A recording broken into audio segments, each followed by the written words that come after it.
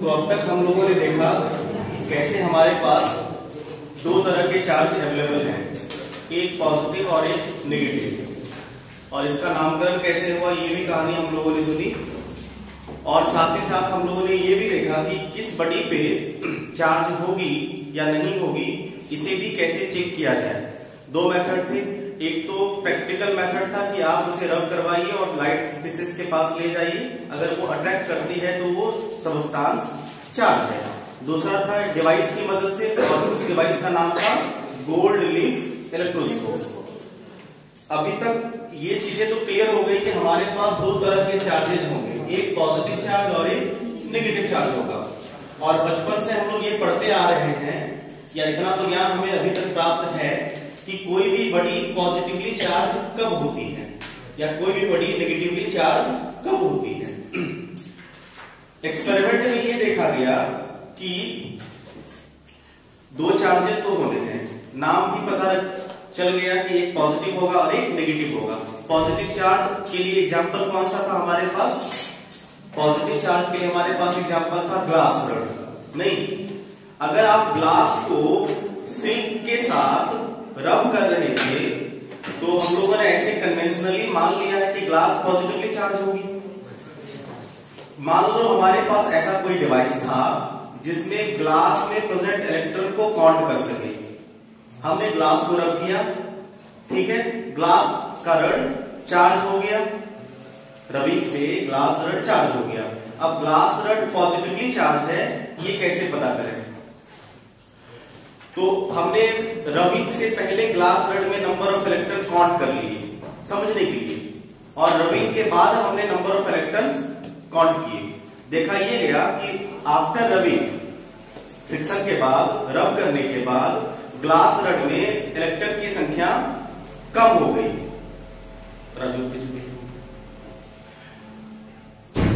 Rubbing के बाद glass rod में इलेक्ट्रॉन का नंबर डिक्रीज कर गया, मतलब ग्लास रड से इलेक्ट्रॉन फ्लो कर गया होगा, नहीं मूव कर गया होगा, तो डिफिशिएंसी ऑफ इलेक्ट्रॉन हुई किसमें? ग्लास रड में। और ग्लास रड को हमने पहले ही पॉजिटिवली चार्ज कर रखा है। यहां से ये लिंक बनता है कि अच्छा पॉजिटिवली चार्ज मतलब डिफिशिएंसी ऑफ इलेक्ट्रॉन। आई बात समझ में? ये तो लॉजिक हो गया। अगर आप इसे देखना चाहें तो आप इसे ऐसे भी देख सकते हैं कि मान लीजिए हमारे पास एक न्यूट्रल सोडियम एटम है। सोडियम न्यूट्रल एटम का मतलब होता है कि इसके पास 11 प्रोटॉन और 11 इलेक्ट्रॉन होंगे, तभी ये न्यूट्रल होगा। अगर मान लो किसी कारणवश इसे एक इलेक्ट्रॉन को डोनेट करना पड़ा तो प्रोटॉन की संख्या में तो कोई कमी नहीं होगी, प्रोटॉन पहले जितना था उतना ही होगा, इलेक्ट्रॉन घट जाएगा। पहले इलेक्ट्रॉन इसके पास 10 थे, सॉरी 11 थे और अभी 10 हो गए। तो ओवरऑल हमने क्या देखा कि इसमें जो नेट चार्ज हुआ, नेट चार्ज क्या होता है? Sum of protons, number of protons plus number of electrons. तो टोटल नेट चार्ज कितना हो गया? पॉजिटिव। इस तरह से भी ये चीजें वेरीफाई होती है कि इलेक्ट्रॉन के ट्रांसमिशन से, इलेक्ट्रॉन के जाने से वो बॉडी या वो सब्सटेंस या वो एटम पॉजिटिवली चार्ज हो जाती है। यहां तक क्लियर? पॉजिटिवली चार्ज कब होगा? जब कोई भी न्यूट्रल एटम खुद से इलेक्ट्रॉन को डोनेट करेगा। क्लियर यहां तक? तो मतलब डिफिशिएंसी ऑफ इलेक्ट्रॉन किसको सिग्निफाई करेगी? पॉजिटिव चार्ज को। अब भले ही इलेक्ट्रॉन का मास बहुत कम है, इलेक्ट्रॉन का मास बहुत कम है और मास ऑफ इलेक्ट्रॉन होता है लगभग 9.1 into 10 to the power minus 31 kilogram. काफी कम है, इतना कम कि आप उसे नेग्लेक्ट कर सकते हैं, काफी नेग्लिजिबल। तो चलो एक इलेक्ट्रॉन के मास को नेग्लेक्ट कर दिए, दो इलेक्ट्रॉन के मास को नेग्लेक्ट कर दिए। अगर मान लो लाखों करोड़ों की संख्या में इलेक्ट्रॉन हो, क्या उसके मास को नेग्लेक्ट कर सकते हैं आप? नहीं कर सकते। मतलब मास में प्रभाव तो पड़ेगा। अगर इलेक्ट्रॉन जाएगा तो इसका ये मतलब थोड़ी हुआ कि इलेक्ट्रॉन बोलेगा भाई हम तो जा रहे हैं, मास रख लो। नहीं, कुछ लोग जा रहे होते हैं, देखो जा तो हम रहे हैं लेकिन मन मेरा तुम्हारे पास ही होगा, कहते हैं लोग। कुछ फर्क नहीं पड़ता है मन पास में रखने से, रखना है तो पूरा का पूरा मास रखना, क्या मन रखोगे? खैर, मतलब ये हुआ कि हमारे पास एक ऐसे लोग हैं जिसके पास 11 इलेक्ट्रॉन है और एक ऐसा सोडियम है हमारे पास जिसके पास 10 इलेक्ट्रॉन है। बताओ कौन किसके पास ज्यादा मास होगा? भाई यहां पे टोटल 22 लोग हैं, यहां पे टोटल 21 लोग हैं, किसके पास ज्यादा मास होगा? 22 लोगों के पास। मतलब इस केस में क्या होगा कि जो न्यूट्रल एटम है सोडियम का, उसका मास ज्यादा होगा किसके रिस्पेक्ट में? चार्ज एटम के रिस्पेक्ट में, पॉजिटिवली चार्ज। ये बात ध्यान रखिएगा, सवाल आता है बोर्ड में इसमें। हाँ बाबू, बिल्कुल होगा, बिल्कुल होगा। नहीं, वो अपना एग्जिस्टेंस, वो अपना जगह लेगा उसमें, ठीक है? आई बात समझ में? तो साइज, कॉन्फ़िगरेशन, सारी चीजें बदलेंगी, ठीक? तो इलेक्ट्रॉन को कैसे काउंट करेंगे? इलेक्ट्रॉन को कैसे? यही मेथड तो चार्जिंग कहलाता है बाबू। चार्जिंग ही एक ऐसा मेथड है, दो तरीके से, एक तो चार्जिंग। हाँ भाई बता, काउंट कैसे करेंगे इलेक्ट्रॉन के नंबर? बहुत सुंदर। आपको एटॉमिक नंबर पता है? एटॉमिक नंबर क्या होता है बाबू? हाँ बोलो बोलो। Number of proton. Number of proton. अगर वो एटम न्यूट्रल है तो नंबर ऑफ न्यूट्रल कब हो सकता है? जब उसके पास जितने प्रोटॉन होंगे उतने ही इलेक्ट्रॉन। आपको चिंता की कोई बात नहीं, अगर आपको एटॉमिक नंबर याद है मतलब आपको इलेक्ट्रॉन की संख्या पता है, ठीक है? अब एटॉमिक नंबर सर हम कैसे याद रखें ना? याद रखना पड़ेगा, याद तो रखना पड़ेगा, है ना? एटॉमिक नंबर तो याद रखना ही पड़ता है ना, उसका कोई ट्रिक नहीं, मतलब ट्रिक से ही याद तो रखना पड़ता है ना, ठीक? क्लियर है? तो किसमें कितने एटम्स होंगे, किसमें कितने इलेक्ट्रॉन होंगे, ये आपको याद रखना है। मतलब याद रखने के तरीके हैं एटॉमिक नंबर की मदद से, ठीक है? उसी तरह से नेगेटिवली चार्ज के बारे में बात करें तो कोई भी, ध्यान देना, यहाँ पे कोई भी एटम पॉजिटिवली चार्ज नहीं होगा। यहाँ पे बात की जा रही है न्यूट्रल एटम की।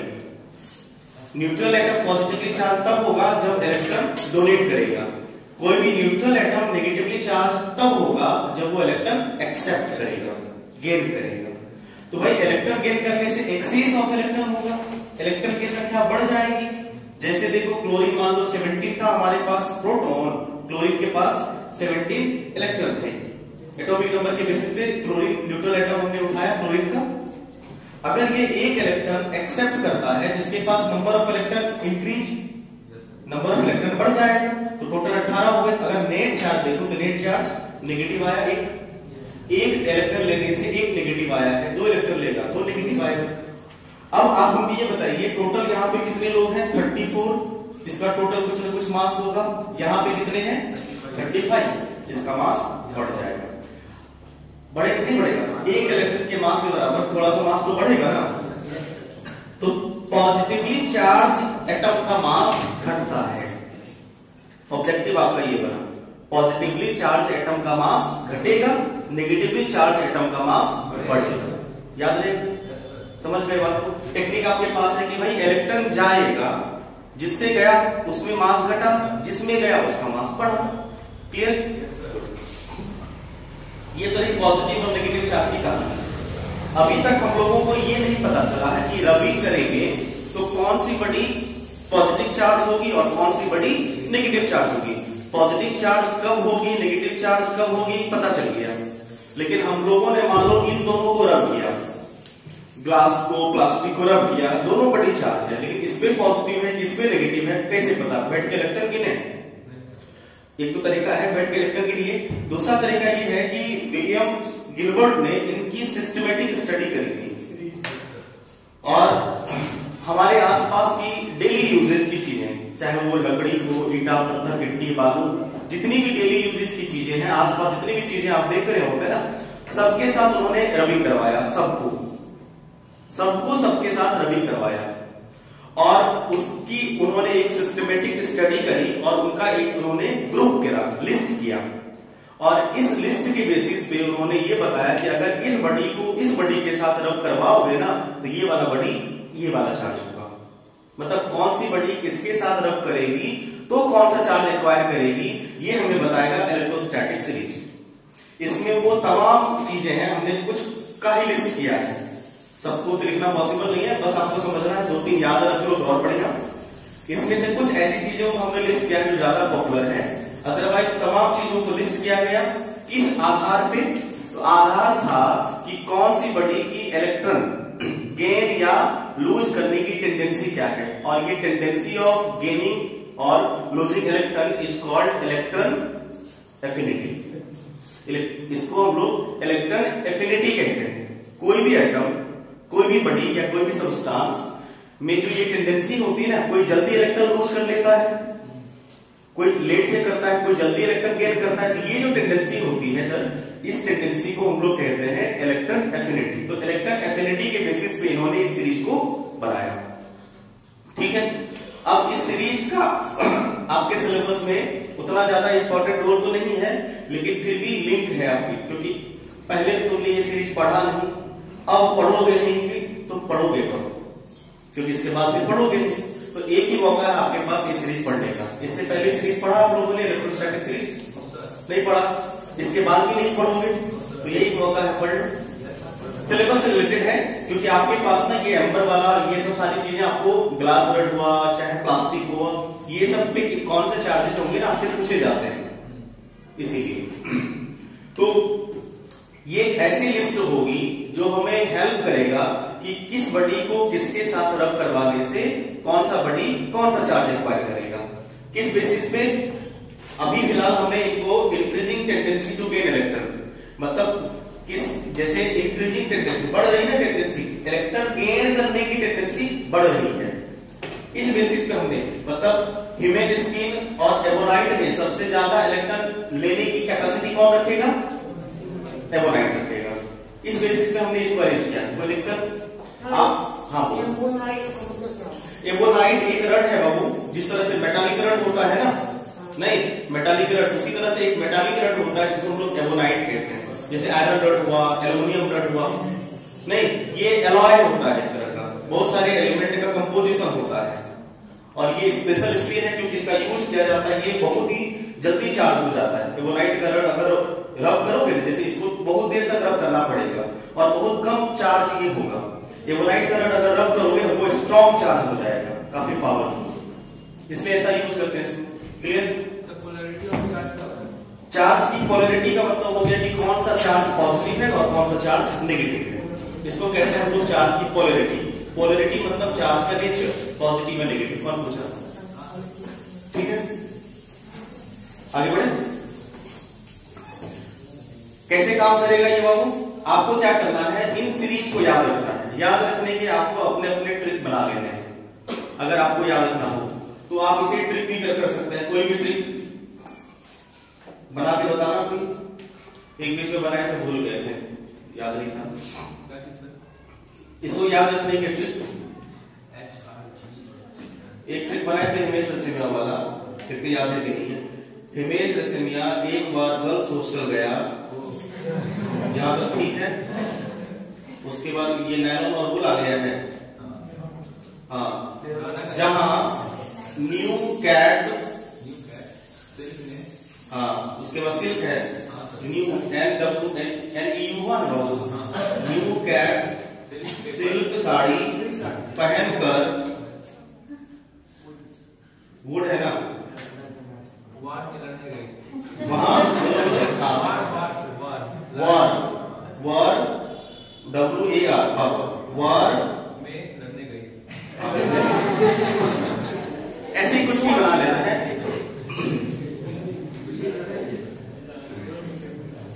कुछ भी बना सकते हैं। आइए, तो इसमें क्या करेंगे, कोई भी रैंडम दो उठा लीजिए और उनके साथ रबी करवा दीजिए आप, ठीक है। और उन दोनों में से जो टॉप पे होगा वो पॉजिटिवली चार्ज होगा और जो नीचे होगा वो नेगेटिवली चार्ज होगा। एग्जांपल के लिए हमने क्या किया, ग्लास और सिल्क को रब करवाया, ज्यादातर यही पूछा जाता है। ग्लास यहाँ पे है बाबू, ग्लास और सिल्क को हमने रब करवाया। अब इन दोनों को रब करवाने से दोनों बड़ी चार्ज होगी, तो ग्लास इस सीरीज में टॉप पे है, इसलिए ग्लास पॉजिटिवली चार्ज, और बॉटम में सीरीज है, सॉरी सिल्क है, तो सिल्क नेगेटिवली चार्ज। उसी तरह से एम्बर और वूल में, तो ग्लास आपका कौन सा चार्ज हुआ सर, पॉजिटिवली चार्ज, और सिल्क हो गया आपका नेगेटिवली चार्ज।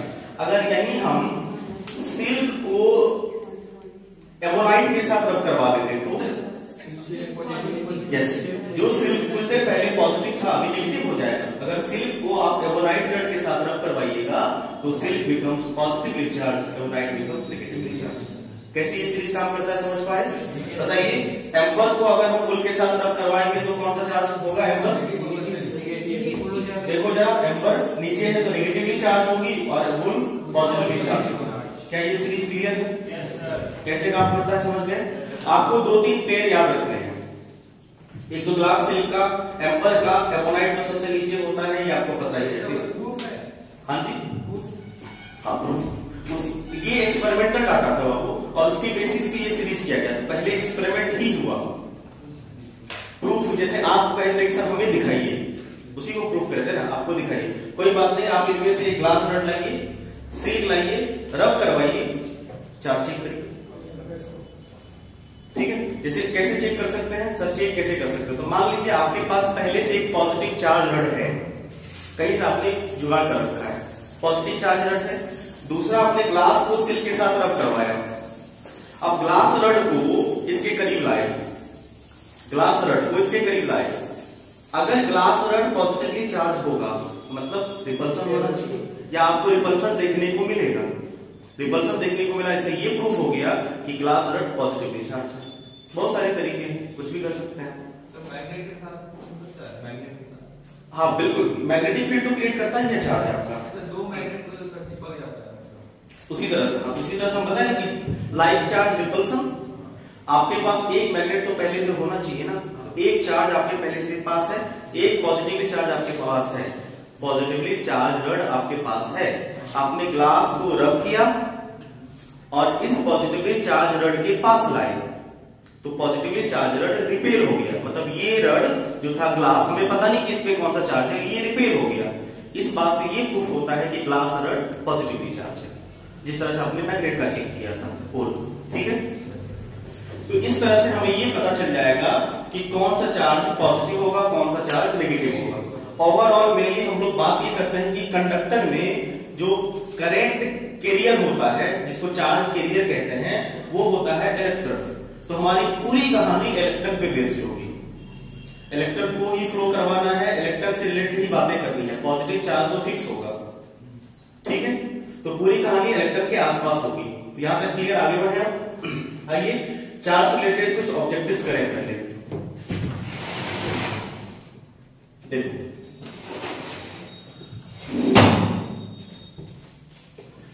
चार्ज ही डिसाइड ये करता है कि इलेक्ट्रिसिटी का फ्लो कितना होगा। नहीं, अगर चार्ज ज्यादा फ्लो करेंगे तो इलेक्ट्रिसिटी ज्यादा हुआ, करंट ज्यादा हुआ। तो चार्ज की क्वांटिटी मतलब फ्लोइंग चार्ज की क्वांटिटी ही डिसाइड करेगी अमाउंट ऑफ इलेक्ट्रिसिटी। इसीलिए चार्ज को क्वांटिटी ऑफ इलेक्ट्रिसिटी भी कहा जा सकता है। कितनी इलेक्ट्रिसिटी है ये इस बात पे डिपेंड करती है कि चार्ज का कितना चार्ज फ्लो कर रहा है। क्लियर है? इसीलिए इसे कहा जाता है क्वांटिटी ऑफ इलेक्ट्रिसिटी। आपको याद रखना है कि चार्ज स्केलर क्वांटिटी है, नहीं चार्ज हमारी स्केलर क्वांटिटी है। देखो, स्केलर क्वांटिटी किसे कहते हैं? ऐसी क्वांटिटी जिसके पास एक स्पेसिफिक डायरेक्शन ना हो। क्या चार्ज के पास स्पेसिफिक डायरेक्शन होता है? होता है, होता है। आप बताओ, चार्ज किसी भी डायरेक्शन में फ्लो नहीं करता है, उसके लिए एक स्पेसिफिक डायरेक्शन होता है। वो बैटरी के अगर हम बात करें, नहीं हाँ वो करंट नेगेटिव से पॉजिटिव। चार्ज मतलब इलेक्ट्रॉन, चार्ज मतलब इलेक्ट्रॉन। तो इलेक्ट्रॉन का इसमें वो हमेशा लो पोटेंशियल से हाई पोटेंशियल की तरफ, बैटरी के नेगेटिव टर्मिनल से बैटरी के पॉजिटिव टर्मिनल तक ही फ्लो करेगा। तो ये डायरेक्शन ना उसका फिक्स होता है। तो डायरेक्शन फिक्स होने के बावजूद भी स्केलर क्यों कहा गया? भाई स्केलर उसे सिर्फ थोड़े कहते हैं जिसके पास डायरेक्शन ना हो, और भी कुछ कंसेप्ट है। वो वेक्टर लॉ को फॉलो ना करे। जिसको वेक्टर क्वांटिटी क्या होती है? वेक्टर क्वांटिटी एक तो डायरेक्शन होनी चाहिए, दूसरा वो वेक्टर लॉ को भी फॉलो करे। तो ये जो है डायरेक्शन होती है, लेकिन ये वेक्टर लॉ को फॉलो नहीं करता है। अलजेब्रिक एडिशन होता है इसका, ये प्रॉपर्टी भी है इसकी, एडिटिव प्रॉपर्टी।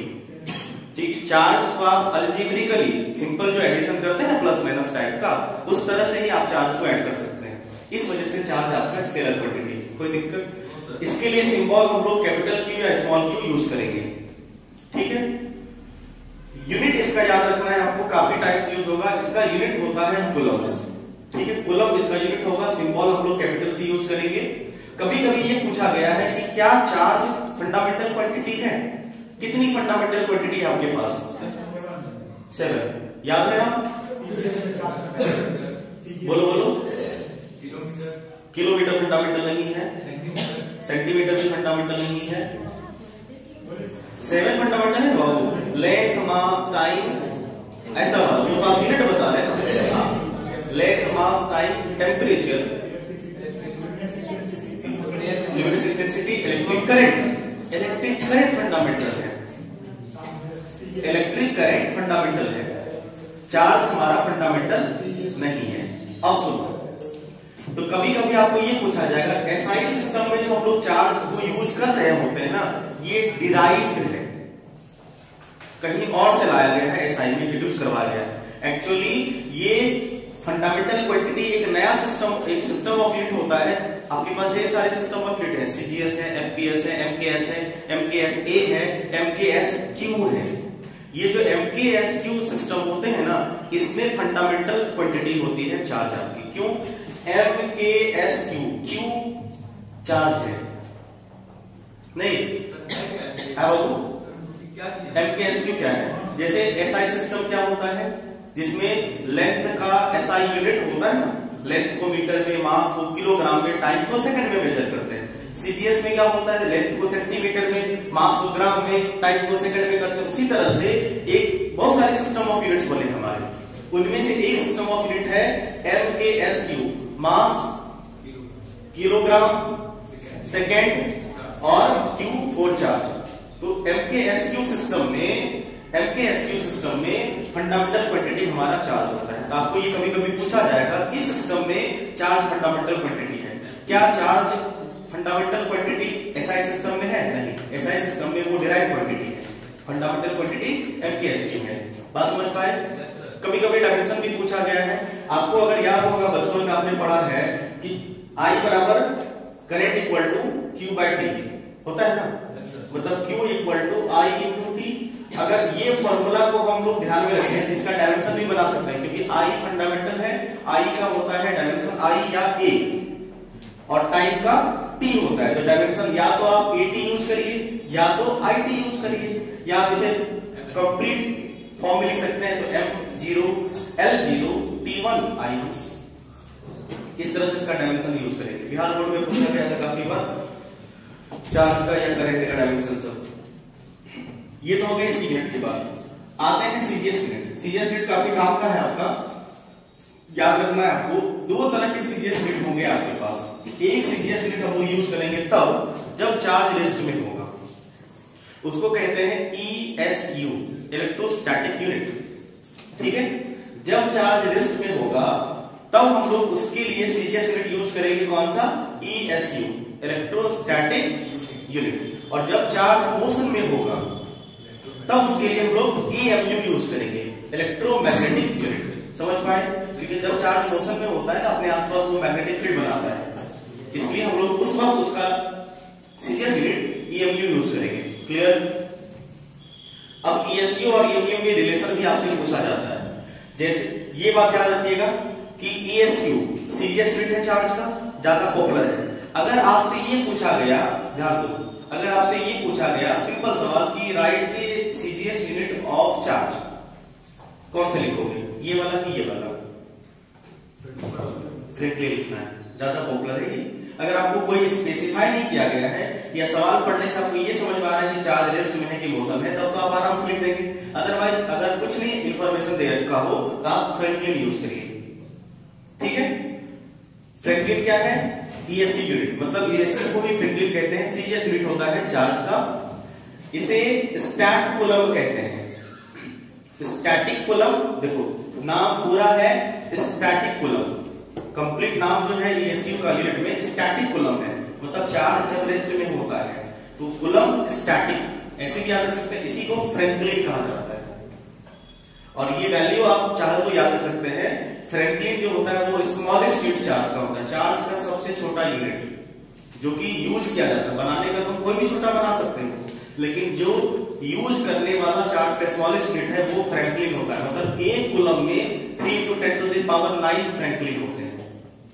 मतलब 3 × 10⁻⁹ फ्रैंकलिन मिलके एक कूलम चार्ज बनाता है। तो काफी छोटा हुआ फ्रैंकलिन। एक फ्रैंकलिन कितनी कूलम के बराबर होगा? बहुत कम, 1/3 × 10⁻⁹ के बराबर होगा ना, तो काफी कम होगा।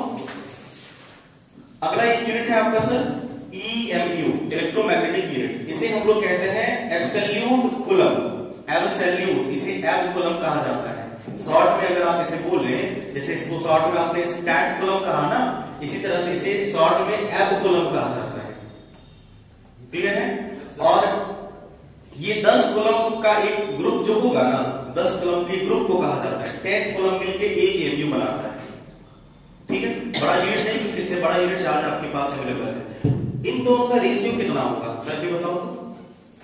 एक EMU का वैल्यू आपको पता है, एक EMU का वैल्यू कितना है? 10 कूलम बोलो। और एक ESU का वैल्यू कितना है? हाँ, 1/3 × 10⁻⁴। ध्यान दो, एक ESU किसके बराबर होगा? 1/3 × 10⁻⁹ ना। तो 1/3 तो 3 चला जाएगा ऊपर, 10⁻⁹ तो 10 कितना चला जाएगा? +9। तो ये हो जाएगा 3 × 10⁻⁻। किताब में क्या लिखा गया पता है? Equivalent to C, speed of light, magnitude. Speed of light कितना होता है? बुक में आपको मिलेगा equivalent to speed of light, magnitude. और स्पीड ऑफ लाइट कितनी होती है? 3 × 10⁻। क्या मतलब है? ये तो 10 है, ये 8 है, 100 का डिफरेंस है। ध्यान दो, स्पीड ऑफ लाइट किसमें बोला आपने? मीटर/सेकंड में बोला। और ये क्या था? CGS में। CGS में तो बच गया, बस 2 जीरो की कमी थी, हटा दीजिए, आ जाएगा। यहाँ पे भी थोड़ा कंफ्यूजन रहता है। ये क्लियर हो गया बाबू? हाँ सर। गुड। ये हो गए कुछ यूनिट्स। अब है इसके कुछ प्रैक्टिकल यूनिट हो।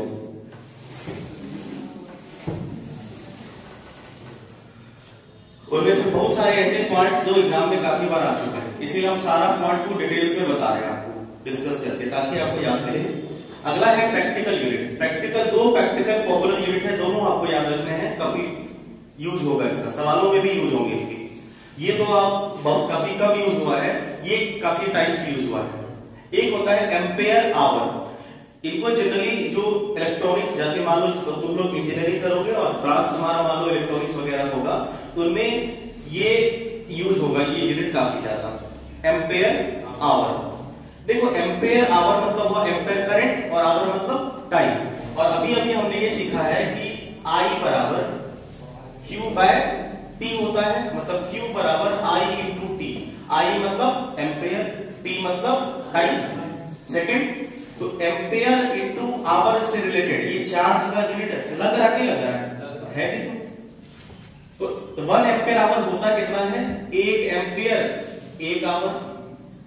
इसका ये मतलब हुआ कि मान लीजिए आपके पास ये उतना मैग्नीट्यूड ऑफ चार्ज होता है। अगर मान लो तुमसे ये पूछे कि 1 एम्पेयर चार्ज का क्या मतलब हुआ, तो उनको ये समझाना है कि 1 एम्पेयर चार्ज को आप ऐसे समझ सकते हैं कि मान लीजिए आपके पास एक ऐसा सोर्स है जो 1 एम्पेयर का करंट दे रहा है, और उस सोर्स को चला दीजिए और 1 घंटे तक चलाते रहिए, तो जितना चार्ज फ्लो करेगा ना वो 1 एम्पेयर आवर होगा।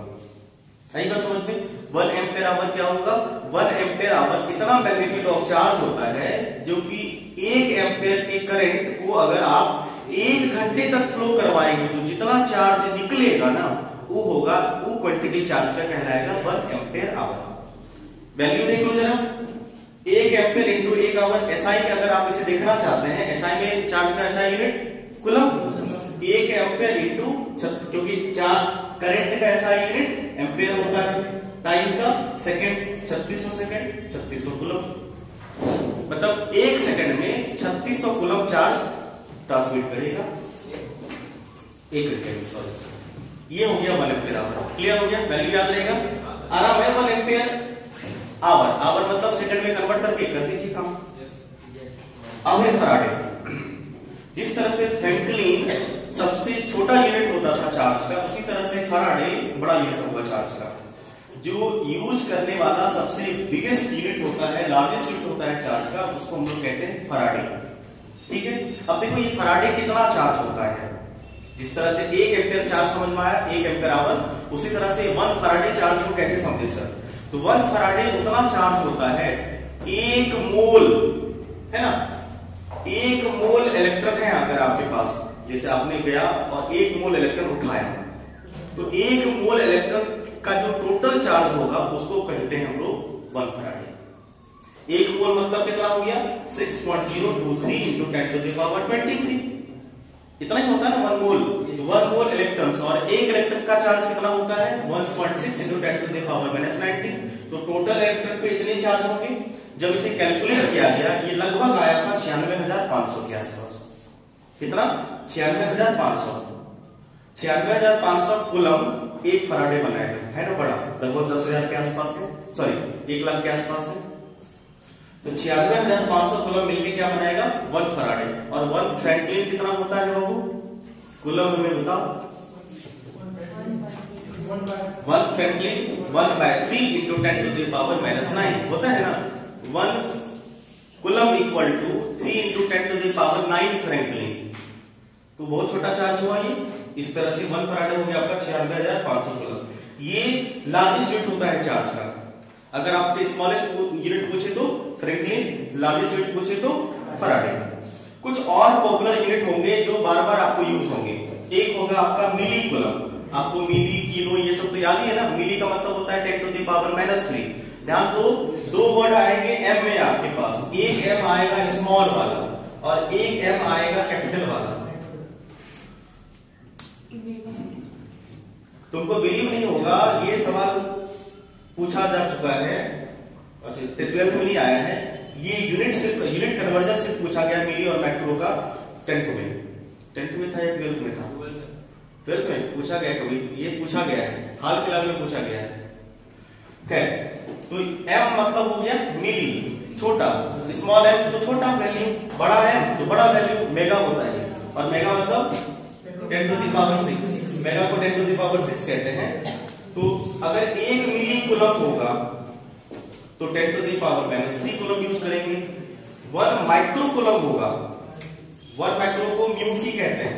ये अगर साइन आपको दिखेगा ना, इसका मतलब होता है 10 to the power 6, सॉरी -6।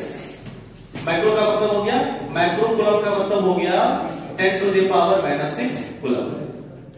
इस तरह से फिर नैनो मान लो आएगा 10 to the power -9, जो भी होगा। ये ज्यादा पॉपुलर है, ये बहुत यूज होगा। स्मॉल एम और कैपिटल एम में कोई कंफ्यूजन नहीं होनी चाहिए। स्मॉल एम का मतलब 10 to the power -3 और कैपिटल का 10 to the power 6 मिली और मेगा होता है। तो ये रहेगी यूनिट से रिलेटेड बातें। बोलिए, यहां तक किसी पॉइंट को दोबारा एक्सप्लेन करना है तो बोलो। कोई ऐसा पॉइंट जो चीज दोबारा एक्सप्लेन करना हो, ध्यान से देख लीजिए। अगर दोबारा कुछ पूछना हो तो पूछिए, अन्यथा अगला टॉपिक हम लोग करेंगे कल, क्योंकि अगली प्रॉपर्टी हमें लगता है चार्ज की करनी पड़ेगी। कंडक्टर इंसुलेटर के बारे में हम लोग करेंगे और चार्ज के बारे में करेंगे। ठीक है, कौन सा वाला ये लिखे हैं, लिख लीजिए। हाँ, दोबारा समझाना है सर? नहीं तो चलिए आज के सवाल करते हैं, समय पे समाप्त। मिलते हैं कल फिर नए कंसेप्ट के साथ, नई एनर्जी के साथ। धन्यवाद।